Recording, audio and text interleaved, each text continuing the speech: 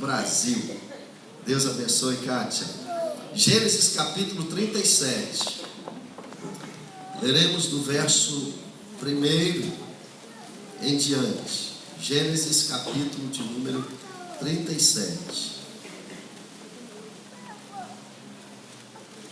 Verso 1 em diante. A palavra do Senhor nos diz assim: habitou Jacó na terra das peregrinações de seu pai, na terra de Canaã.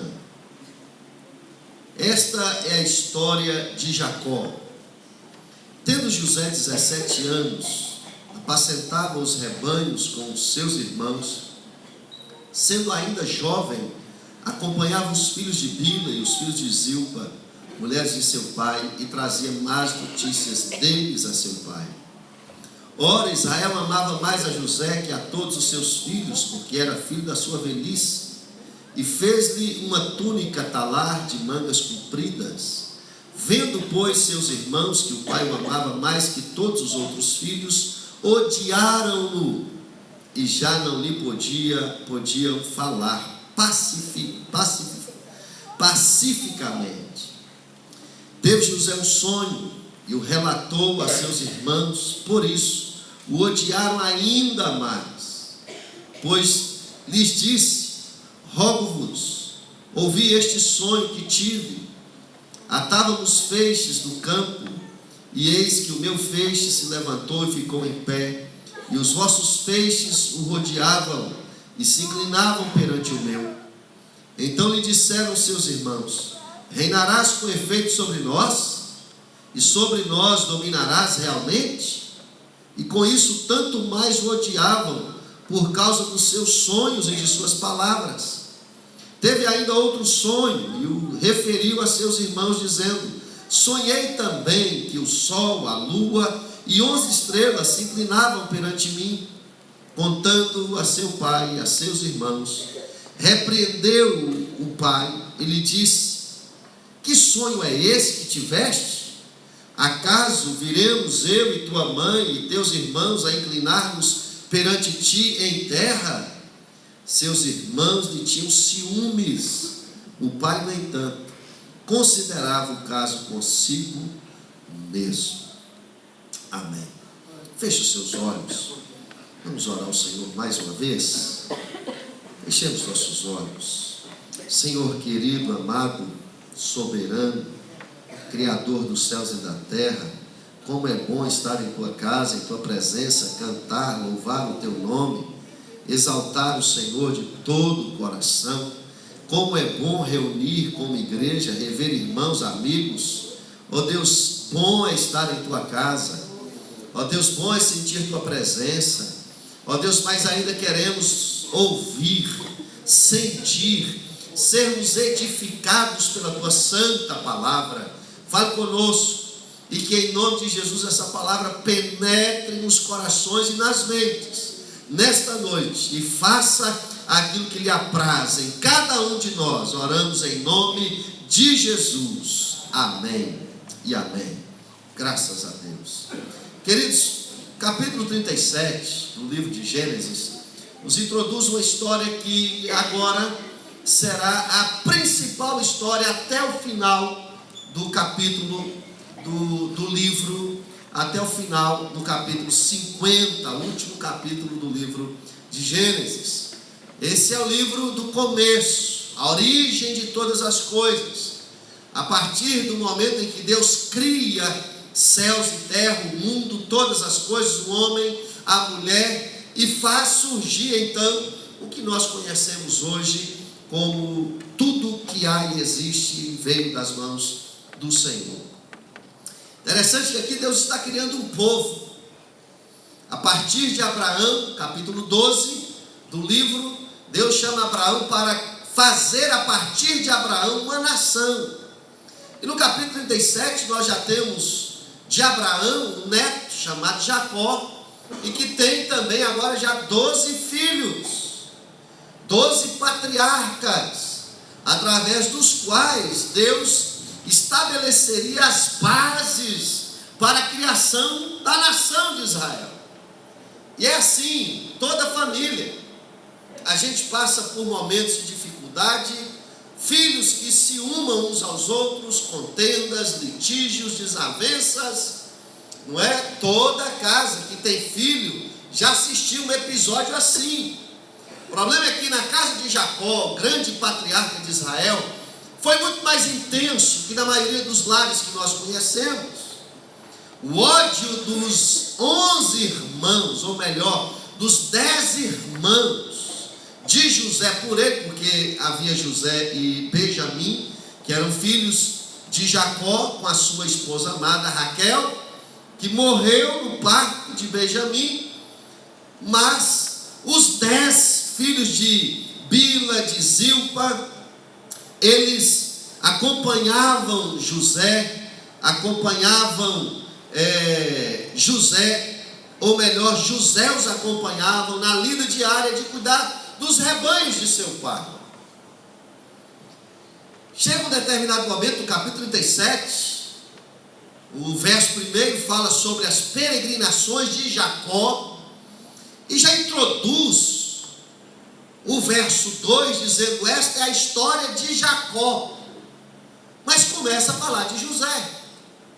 Essa é a história de Jacó, tendo José 17 anos, apacentava os rebanhos com os filhos de Zilpa, de Bila, e por aí vai. Eu queria que você guardasse essa palavra história. Como nós falamos a semana passada sobre o profeta Jonas, e que a soberania de Deus, ela se manifesta amalgamado, aliado, em conjunto com a sua graça, na história do profeta Jonas e da cidade de Nínive. Aqui nós vemos a soberania de Deus se manifestar sobre a vida de um menino, sobre a história individual de uma pessoa. Irmãos, é tão maravilhoso e salutar para a igreja aprender sobre a soberania de Deus, porque quando nós aprendemos e conhecemos esse Deus que é soberano, isso muda a nossa forma de adorar a Deus. Faz um efeito extraordinário na forma com que nós nos aproximamos de Deus, nos comparecemos diante de Deus, servimos a Deus. Deus é soberano sobre a nossa história, sobre os eventos da nossa vida. Eu acho interessante que alguns teólogos, pastores, estudiosos da palavra de Deus, sobre a soberania de Deus, eles assim escrevem. Steve Lawson, pastor norte-americano, se expressou: Deus é revelado nas páginas da Escritura como o único soberano, o Rei dos reis e Senhor dos senhores. Ele escolhe, designa, determina, predestina e governa tudo e todos. É isso que significa ser Deus, nada menos do que isso. Para a gente entender Deus na sua mais excelente figura, transmitida, revelada a nós pelas Sagradas Escrituras, nós precisamos ver Deus exercendo e sendo Deus soberano sobre todas as coisas. Deus sem soberania não é Deus. E é interessante que a soberania de Deus está também alicerçada sobre 3 atributos incomunicáveis de Deus, ou seja, atributos que só Deus possui. E nós conhecemos muito bem. É a sua onipotência. Deus é todo poderoso. É por isso que o Antigo Testamento revela o nosso Deus como sendo o El Shaddai, o Deus todo poderoso. É aquele que faz o mar vermelho se abrir, é aquele que faz o sol, a lua, a terra parar, é aquele que manifesta poder, dando vitória a Israel sobre os exércitos inimigos. Ele é o El Shaddai, todo poderoso. é aquele que ressuscita o morto, é aquele que faz milagres extraordinários, é aquele que faz a comida descer do céu, é aquele que faz uma multidão de gente viver 40 anos no deserto com roupa e comida. Ele é o Deus soberano e totalmente poderoso. Um outro atributo sobre o qual Deus coloca a sua soberania é a sua onisciência. Deus sabe de tudo, de nada, ou seja, nada podemos ocultar dos seus olhos. Deus conhece todas as coisas, Deus sabe os detalhes da nossa vida, Deus conhece a nossa história do início até o final, e no percurso da nossa história, todos os detalhes, os mínimos detalhes da nossa história, Ele conhece, Ele determina, Ele cuida, Ele trabalha.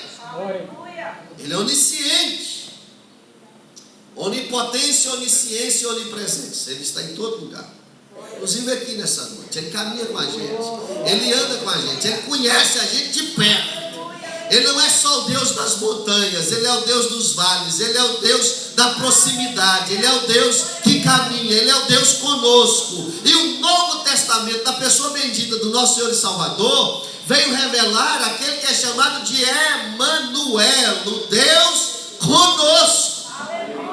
Ele está com a gente o tempo todo instante. Querido, e não foi assim na história de José, filho de Jacó. Alguns vão dizer José do Egito, eu prefiro chamá-lo José de Jacó. Não é assim? Lá em Medina a gente costuma chamar os filhos fazendo referência aos pais. Como é que seu pai chama? Lembra aí? Júlio. Júlio do Júlio, aí não tem jeito, né? Aí tem que ser, como é que seu pai chama? Anderson do Calixto. Aí, né, Simar? Então é melhor falar José de Jacó, não é? Esse José revela para mim e para você a soberania de Deus. Soberania de Deus, queridos irmãos, ela está presente na vida de Jacó, na vida de José, porque José, como ninguém, teve um grupo de opositores terríveis contra a sua vida e contra o seu sucesso. A Bíblia vai nos dizer que de vez em quando os nossos inimigos estão dentro da nossa própria casa. Não foi diferente com José, filho de Jacó. É interessante também que alguns textos da palavra de Deus vão casar com essa história de José. Daniel capítulo 2, verso 21, diz que é Deus quem muda as épocas, as estações, destrona reis e os estabelece, dá sabedoria aos sábios e conhecimento aos que sabem discernir. Salmo de número 23, verso 4 diz: não temerei perigo algum, se Ele, o Senhor, é o meu pastor. Olha que coisa maravilhosa. Ainda Jeremias, capítulo de número 29, versos de número 11, diz assim: porque eu bem sei os pensamentos que tenho a vosso respeito, diz o Senhor. Eu bem sei os pensamentos que tenho a vosso respeito. Jó 23, verso 3, diz assim: mas Ele é Ele, ou seja, Ele é Deus. Quem poderá fazer-lhe oposição? Ele faz o que quer, Ele faz o que deseja. Ainda no capítulo 42 de Jó, ele diz assim: agindo Deus, quem impedirá? Aquele Deus tinha um plano, um propósito definido para a vida de José, que eu não tinha, mas no caminho estavam seus irmãos. Aqui nós temos a soberania de Deus versus os irmãos de José. E a história começa assim: se você fosse, Daniel, um dos irmãos de José naquele tempo, e não conhecesse a história completa hoje, você diria assim: esse José é o sujeito mais azarado da história. Não vai dar em nada. Frustrante a sua vida. Porque é mais ou menos assim: ele gostava dos irmãos, gostava de estar perto. Os irmãos com ciúme, a Bíblia cita 3 vezes, só o texto que lemos, 3 vezes a Bíblia diz assim: os irmãos de José odiavam José. E o ódio, ao invés de diminuir, o ódio só aumentava. Chega um determinado momento, eles pastoreavam o rebanho de seu pai, na região de Dotã, Palestina, região de Israel, e José vai ao encontro deles. O verso de número 19 do capítulo 37 diz que os irmãos de José o avistaram de longe, e quando viram José, já começaram a planejar algo contra José. E eles diziam assim no verso 19: lá vem o tal sonhador. O sonho de José incomodava os seus irmãos. Você já viu isso? Quem aqui já viu? Seu sonho já incomodou alguém? Você já viu isso? A história se repete, embora ela seja linear, há momentos em que a história é encíclica, são ciclos que vão e que vêm, situações que vivenciamos hoje, que vivenciaremos amanhã, não é? História da vida de alguém que às vezes se repete na vida de outro. E o sonho de José incomodava os seus irmãos. O seu sonho, os sonhos de Deus para a sua vida, tem incomodado alguém? Descanse. Se Deus te deu sonhos, se Deus tem sonhos, propósitos a seu respeito, descanse na soberania dele. Entendeu ou não? Descanse na soberania dele, porque Deus tem a sua forma maestral de conduzir a nossa história. A nossa história. É por isso que começa o capítulo 37 dizendo: esta é a história de Jacó, mas disfarçadamente a história de José. Deus soberano sobre ela. Primeira coisa que acontece: José, certo sonhador, no curso de sua história, sonha que os seus irmãos, como 11 feixes, se dobravam diante dele, um feixe maior. Depois 11 estrelas com o sol e a lua se dobravam diante dele, simbolizando o pai, mãe e os irmãos. Foram as 2 vezes que os irmãos de José, junto com a sua família, visitaram José lá no Egito. Vocês lembram da história? Primeira vez, os irmãos de José vão até o Egito buscar comida, e eles se dobram diante de José. Segunda vez, Jacó, sua mãe, ou melhor, a mãe de José, também, é claro que ela já havia morrido, mas na representação dos seus irmãos, também toda a casa de Jacó vai ao Egito procurar viver, comer, por causa de José. 2 sonhos, 2 vezes que eles vão até o Egito e se curvam, no sentido de que eles demonstram dependência de José. O que ocorre é que este sonho, ou os 2 sonhos, provocaram no coração dos irmãos uma chateação, uma mágoa, um ódio crescente. José encontra-se com eles em Dotã, e eles tomam José pelas mãos.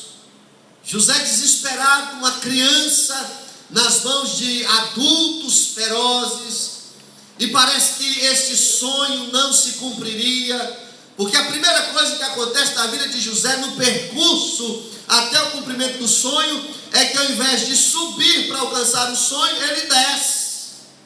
Ele é lançado no fundo de uma cisterna. Uma cisterna fria, solitária, uma cisterna que causava pavor, ansiedade, uma cisterna que causava solidão. Estava ali sozinho, gritando, desesperado, à procura de uma solução, à procura de alguém que lhe fosse favorável.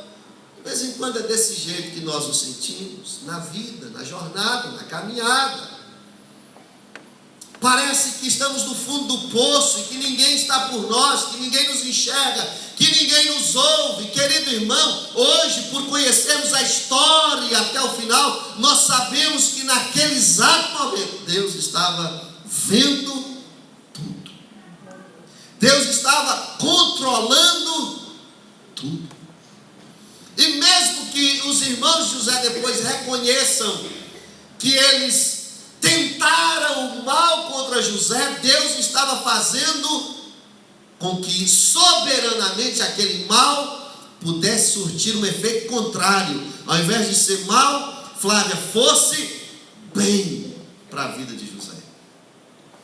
Nós que conhecemos a história hoje sabemos que José, dentro da cisterna, tinha o cuidado de Deus, tinha a bênção de Deus, tinha a assistência de Deus, à sua disposição o poder de Deus estava, à sua disposição a grandeza de Deus estava, junto com ele a presença do Todo-Poderoso. Embora ele se sentisse só, como sentimos às vezes, Deus está conosco. Deus sempre está conosco.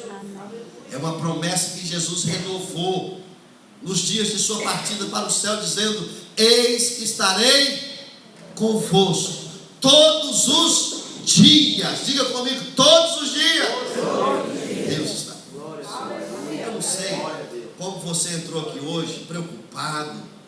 De repente você está falando assim: é muita incerteza na economia, muita incerteza nos nossos dias, muito desemprego, eu estou com medo, estou achando que as coisas não vão caminhar bem, eu estou preocupado, está faltando alguma coisa.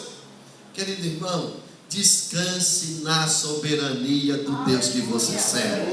Ele tem nas mãos o controle de todas as coisas. Embora hoje pareça que você está lá no fundo do poço, Deus está no controle.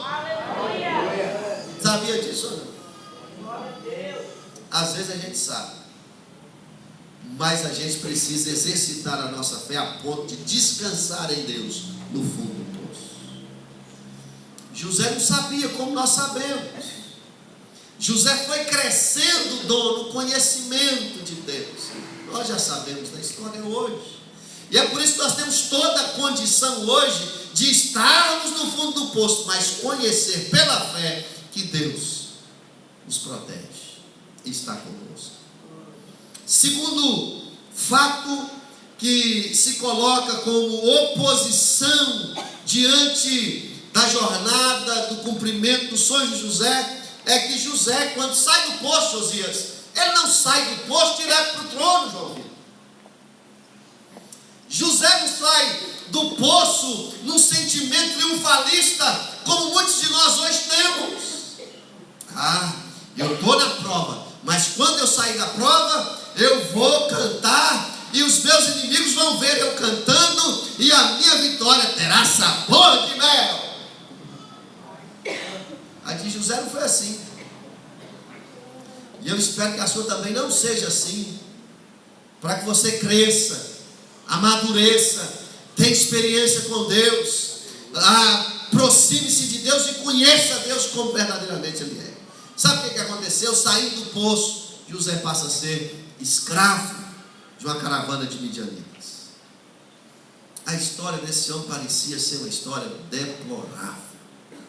Nada dá certo para ele. Quando ele sai de um problema, enfrenta outro maior.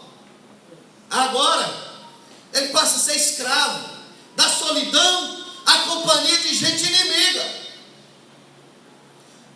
da solidão à companhia de gente que não desejava o seu bem. Ele sai das mãos dos seus irmãos, que tinha ódio e ciúme dele, e cai nas mãos de uma caravana de gente que olha para ele agora, não como filho de Jacó, mas como um mero escravo, miserável, perdido. Compraram José por preço, como nós dizemos hoje no linguajar popular, por preço de banana, uma bagatela, centavos. O que José valia para a caravana dos inimigos? Praticamente nada. De repente é assim, as pessoas te enxergam hoje. Ô gente, quando nós estamos na prova, nós costumamos nos autodepreciar, verdade ou não é? A gente começa a ficar assim, ó, nossa, o povo olha para a gente e parece que todo mundo sabe do nosso problema. Quem lembra de uma propaganda da Caixa? Esses dias eu estava, um tempo atrás, acho que uma mulher parece que senta na mesa para poder ver como é que pagaria as contas. Aí daqui a pouco começa a passar um filme na cabeça dela. Aí sai um carro de som gritando na rua, ela deve não sei quanto banco, o nome dela está no Serasa, lá no SPC, vai tomar o carro dela e faz um filme de tanta coisa ruim. Vocês lembram dessa propaganda? Quem lembra? Lembra-se, mano? Aí, se eu estou mentindo, tem um mentiroso ali junto comigo. Mas é verdade, não é assim, mano? Deus é propaganda. É porque numa hora dessas, quando a gente passa por situações assim, Fábio, a gente acha que todo mundo sabe. A gente então se sente como escravo, pequeno, diante dos desafios, dos problemas, não é? Mas Deus não quer que você sinta assim. José, pode ser que naquele momento José estava exatamente assim, mas ele não sabia o final de sua história. Nós sabemos o final da história de José, e nós sabemos que a história de José é um ensinamento para nós, presbítero Silvano, de que embora você esteja no meio de uma caravana de gente que não gosta de você, no meio de uma multidão que não se importa com você, no meio de gente que não te valoriza, lá está a soberania de Deus escrevendo a sua história, preparando a sua jornada, porque Deus não sabe apenas o que é que você está passando, Deus sabe aonde você vai chegar. Ele é Deus.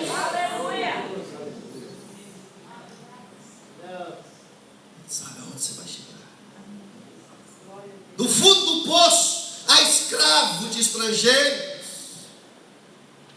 Do fundo do poço, há escravo de estrangeiros, chega no Egito, destino final de José, ele é vendido. Vendido para ser servo na casa de Potifar. E agora é o momento que parece que José vai ter folga, tranquilidade na vida.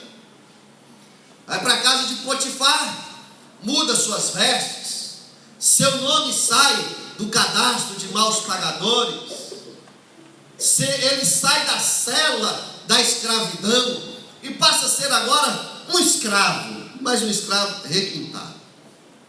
Já viu isso? Está na casa do chefe do exército do faraó. E as coisas começam a mudar na casa de Potifar. E a Bíblia diz que muda porque Deus era com José. Ô irmão, como eu gostaria que as coisas à sua volta começassem a serem transformadas, porque Deus é contigo. Sabe o que acontece? De vez em quando tem crente que é assim, a volta dele vira só contenda, a volta dele é só problema, a volta dele é só maledicência, é só negatividade. Sabe o que é isso? A ausência de Deus. Embora você seja crente, o mesmo ensinamento que José recebeu de Jacó, seus 11 filhos também receberam. Sabe, irmãos, como seria interessante, maravilhoso para nós, que as coisas à nossa volta começassem a produzir, prosperar, florescer. Ao invés de ser deserto, Josias, passar a ser um jardim, enverdecer. As pessoas chegarem para a gente e falarem, nossa, que gente agradável, que pessoa boa, como é bom estar ao seu lado. E como José chega na casa de Potifar, as coisas começam a prosperar. Potifar olha para ele assim e fala, esse foi o escravo que eu sempre quis. Podia ser meu filho. Ô irmão, a gente precisa imitar José nesse aspecto. Embora ele não tivesse ciência consciência, conhecimento de que Deus estava preparando a sua vida, forjando o seu caráter, preparando o tempo certo, lhe dando experiências, lhe dando maturidade, para que ele pudesse ocupar o segundo lugar no Egito. Ele não sabia, mas nós sabemos. Independente disso, José se comportava como um crente. Na luta, distante de casa, da casa do pai, do amor do pai, do convívio dos irmãos, não estava mais agora sentindo o cheiro das ovelhas. Que saudade de casa! Quem aqui tem saudade de casa? Ninguém? Você tem saudade de Nasci Paidante? Eu não tenho. Olha o nome da cidade, maravilhoso, só perto da Medina. Eu estava falando com o Rejane, eu estava vindo de Medina esses dias, eu falei, gente, como é que pode? Tudo seco, parece um sertão. Não é sertão, sabia? Olha, eu não sabia, esses dias me falaram, pastor, você é sertanejo. Eu falei, graças a Deus. Mas, ô Toninho, você chega lá, é tudo seco. Os rios secaram, os lagos secaram, tudo seco. Eu falei, Rejane, como é que pode a gente sair de Valadares, lugar bonito daqui, e vir para um lugar desse e gostar de um trem desse? Tem algum medinense aqui? Vai falar mal de Medina não, viu? Como é que pode? É o que José sentia. Saudades da casa do pai. É aonde a gente nasceu. O umbigo está lá. Tem um apego especial, emocional. Tem uma história ligada àquela terra. Assim estava José. Você pensa que José tinha prazer na alma de estar na casa de Potifar, embora ele estivesse crescendo, prosperando? Provavelmente nesse período agora José já tinha liberdade para fazer as coisas, tomar decisões. Mas como na história de um homem que Deus quer trabalhar, sempre existirão oposições. José sai do fundo do poço para ser escravo de uma caravana de inimigos, depois para ser servo na casa de Potifar. Agora aparece a mulher de Potifar. Que triste a história desse rapaz. Parece que eu estou começando a experimentar a vida nova. Vai eu para o buraco de novo. A mulher arma para José. Os irmãos conhecem a história. Eu acho interessante a história de José, o ensinamento aqui nesse episódio que cabe para mim, para você, para todos nós, é o seguinte: olha, vale muito mais amar a Deus acima de todas as coisas, vale muito mais amar e buscar a vida espiritual do que um rabo de saia. Escuta o que eu estou te falando. José naquele dia poderia ser hoje reconhecido como um adúltero, mas José fez o que a Bíblia manda fazer: resistir o mal, fugir da aparência do mal, resistir os prazeres da carne. A proposta era real e tentadora. A mulher do seu patrão queria que ele ocupasse o lugar do seu senhor. José diz: não, minha história é com Deus. Compromisso e fidelidade de um homem que sente que Deus está trabalhando em sua vida. E porque ele disse não, olha o prejuízo. Prefira o prejuízo com Deus do que o sucesso sem ele, viu, irmão? Verdade, né? Bonita a frase. Você vai colocar no Instagram. Aqui um flash, minha filha, já vai. Prefiro o prejuízo com Deus do que o sucesso sem ele. A mulher mente a respeito de José e José volta para a cadeia, volta para a prisão. Estou dizendo volta para a prisão porque estar como escravo era uma prisão. José, quando foi vendido, certamente era costume da época, o escravo era oferecido em praça pública, dentro de uma prisão, ou talvez amarrado numa corrente junto a outros escravos, e eram oferecidos como uma mercadoria. E as pessoas compravam, davam lance. José volta à prisão. Capítulo 39, José na casa de Potifar. Capítulo 40, José na prisão. Na prisão, ele encontra lá com 2 presos do faraó. E é na prisão que as coisas começam a clarear para José definitivamente. Lembra do sonho? José está agora diante de 2 sonhos: o padeiro mor e o copeiro mor. Lembra? O padeiro tem lá a sua interpretação, o copeiro também. Agora, a função de José mudou de sonhador, ele passou a ser intérprete. Sonhar é uma coisa, irmão, interpretar é outra. Sonhar, todo mundo sonha. Para interpretar tem que ter sabedoria. Olha onde José está chegando. A história de José era Deus trabalhando barro para fazer um menino, um sábio intérprete. Quem sabe você está nessa mesma escola, na escola de Deus, aonde Ele está tirando você de uma condição de menino para te trazer a condição de um homem sábio. Tem muito crente na igreja, menino ainda, que precisa de sabedoria. E sabe o que acontece? A prova é o lugar. E Deus nos leva para a prova para nos forjar. Deus nos leva para a prova para nos mudar. Nem Jesus, Deus deixou de fazer com que ele passasse pela prova. Lembra dos 40 dias? Lembra? Aonde? Jesus aonde? No deserto.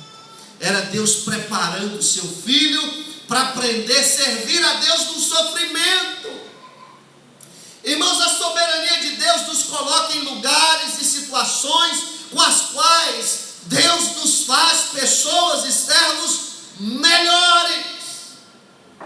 Pare de murmurar, pare de reclamar, pare de ver diante de você um problema insolucionável. Espere um momento, espere um tempo. Deus é soberano, Ele tem nas mãos a agenda dos céus, Ele faz do jeito que Ele quer. Ninguém se opõe quando Deus quer. Quem pode impedir? Se Deus tem uma história para a sua vida, descanse em sua soberania. Para que serve a soberania de Deus? Para nos humilhar, é certo. A W. Pink, irmão, olha, vou te dar uma dica. Leia o livro sobre os atributos de Deus de A.W. Pink. Sua adoração vai mudar. A.W. Pink escreve sobre a soberania de Deus o seguinte: a doutrina da soberania de Deus atribui a Deus Pai, Filho e Espírito Santo a glória que lhe é devida, colocando a criatura no correto lugar diante dele. Qual? Vou ler de novo. A doutrina da soberania de Deus atribui a Deus Pai, Filho e Espírito Santo a glória que lhe é devida, colocando a criatura no correto lugar diante dele. Qual? Diz Pink: no pó. Esse é o nosso lugar diante de Deus. No pó. Quem somos nós diante de Deus? Pó. José está lá, injustiçado, ainda solitário, sentindo as dores do passado. A Bíblia relata, queridos, que quando José viu os seus irmãos pela primeira vez, cumprimento do primeiro sonho, José chorou tão alto que era possível escutar o choro dele do lado de fora de sua casa. A dor na alma era intensa. Depois que José saiu da prisão, interpretou os sonhos, o faraó lhe convida para que ele pudesse também interpretar agora o sonho do faraó. E aí José, da cisterna, da escravidão dos midianitas, da casa de Potifar como servo, do cárcere, agora Deus o coloca como prisioneiro, mas diante dos olhos do faraó. Deus é soberano na história da vida de José. E não é diferente da sua. Não é. Deus fez Faraó sonhar, e José reconhece que foi Deus que deu aquele sonho para Faraó. E agora José reconhece que é Deus quem dará a interpretação para Faraó. E ele é apenas um instrumento. José chega agora humilde diante do Faraó, não é mais aquele menino arrogante que fala dos sonhos como se quisesse demonstrar ser especial diante dos demais. Não, agora diante do Faraó, José reconhece que ele não é nada, mas Deus é tudo. Foi um tempo de experiência, foi o deserto, ele descobriu a duras penas, e Deus quer te fazer também reconhecer isso e descobrir isso. Não importa a tribulação, Deus te fará melhor no final. E aqui ele interpreta o sonho de Faraó, e no capítulo 41, verso 37 ao 40, a palavra do Senhor diz: e o conselho foi agradável a Faraó e a todos os seus oficiais. Diz Faraó aos seus oficiais: acharíamos porventura homem como este, em quem há o Espírito de Deus? Depois diz Faraó a José: visto que Deus te fez saber tudo isso, ninguém há tão ajuizado e sábio como tu. Administrarás a minha casa, e a tua palavra obedecerá todo o meu povo. Somente no trono eu serei maior do que tu. Lembra de José diante de seus irmãos? Era ele quem sonhava. Os irmãos não entendiam que era Deus agindo na vida de José. Mas agora José, diante dos olhos do faraó, reconhece o faraó e os que estão à sua volta, que é Deus quem trabalha na vida dele. E de um mero sonhador, agora Deus o faz um grande administrador. Repita comigo: de um mero sonhador, Deus o faz um grande administrador. É isso que Deus quer fazer contigo, né? Lembra daquela música de Lázaro, que fala assim: está passando pela prova? O que a gente faz? Dá glória a Deus. Passando pela prova, glorifique a soberania de Deus, porque Deus está cuidando de nós. Deus não nos abandona. Deus está escrevendo a nossa história juntamente conosco, embora a gente não saiba. Deus já sabe aonde nós vamos chegar, e Ele cuida de tudo para que nós cheguemos lá. Embora você não saiba o seu destino final, Deus já sabe. Apenas ore e clame para que a sua vida, quando for a sepultura, seja uma vida que glorifique, que honre, que exalte o Deus que você serve. Descanse em sua soberania, em nome de Jesus. Descanse na soberania de Deus, porque Deus é quem cuida de nós. A soberania de Deus sobre a vida de José. Quem sabe a semana que vem Deus nos oriente a falar sobre a soberania de Deus sobre a vida de Paulo. Aí nós vamos ver não só agora escrevendo a história, mas a soberania de Deus para a salvação dos incrédulos. Deus sabe. Querido, eu quero terminar te fazendo nesta noite um convite. Eu sei que há situações na vida pelas quais nós passamos, que entristece, que traz mágoa, rancor, chateações, que nos humilham. Há situações da vida que nos fazem pensar que nós estamos solitários. Há situações na vida que a perseguição parece ser maior do que o Deus que nós servimos. Há situações na vida que nos fazem pensar que não há propósito para a nossa existência. Existem pessoas que desistem de viver porque não sabem crer na soberania de Deus. Desistem quando descobrem o tamanho do problema, mas não reconhecem o tamanho do Deus que eles possuem, que eles têm. Deus está conosco, Ele é soberano, Ele é onipotente, Ele é onipresente e Ele é onisciente. Seja qual for o tamanho do seu problema, se é de milhões, se é de bilhões, seja qual for o tamanho do seu problema, se é de câncer, se é de qualquer outra enfermidade incurável, seja qual for o tamanho do seu problema, se é o vício do seu filho, se é o vício do seu pai, da sua mãe, se é incredulidade, não importa, Deus é soberano. Deus cuida dos seus filhos, Deus trabalha na nossa vida, Deus tem planos a nosso respeito. E os planos de Deus a nosso respeito são perfeitos. Deus trabalha. Descansa no Senhor. Descansa no Senhor. Vamos orar? Feche os seus olhos nesta manhã. Feche os seus olhos. Talvez você chegou aqui nessa noite sentindo muito abraço. Talvez você chegou aqui nessa noite sentindo